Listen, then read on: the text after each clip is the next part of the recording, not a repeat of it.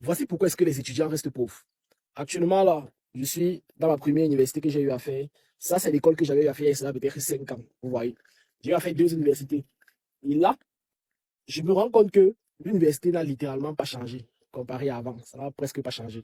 Et je continue encore à voir que la même chose, les mêmes problèmes qu'il y avait lorsque j'étais là, c'était le même problème qu'il y a encore. Pas sur l'école, non. Mais ce que je veux dire, c'est sur la mentalité des étudiants. Ce qui fait que les étudiants sont pauvres. Donc, quand il dit pauvre, peut-être que les étudiants cherchent encore à se battre, à s'en sortir. C'est que eux tous croient qu'il est suffit d'avoir un bon diplôme pour s'en sortir dans cette génération-ci. Ils ne comprennent pas que malgré qu'ils auront leur bon diplôme là, on va les mettre travailler 150 000, 200 000. Pour eux, c'est beaucoup. Ils vont vouloir faire carrière dans ça. Mais sauf que ce qu'ils ne comprennent pas, c'est que si tu as un salaire de 100 000, il te faut 83,3 ans pour peut-être réaliser 100 millions. Tu vois, c'est bien pour vivre, mais pas pour pouvoir bâtir la richesse. Du moins, comme certaines personnes le veulent. La raison pour laquelle les étudiants sont pauvres jusqu'aujourd'hui, c'est simplement parce que ils sont focalisés sur uniquement l'école et ils ne cherchent pas à entreprendre. Moi, ils faisaient des dizaines de millions d'étudiants étudiants sur les bancs. Ouais. Maintenant, aujourd'hui, c'est ce que quelqu'un peut faire pour lui aussi s'en sortir. Je connais tellement de personnes. J'ai quelqu'un récemment là il a fini les études, il a commencé à travailler, il touchait 150 000. Et il s'est lancé en entrepreneuriat. Actuellement, il touche 800 000 environ le mois.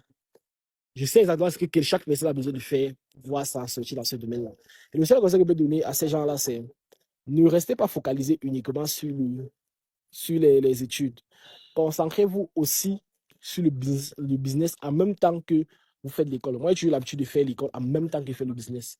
Et ça qui faisait en sorte que malgré que je fréquente, malgré que je pars à l'école, beaucoup de personnes ne savent pourquoi, ils ne savent pas.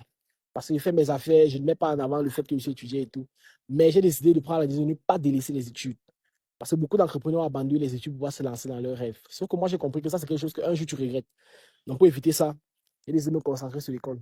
Donc, les gars, en même temps que vous faites l'école, faites le business.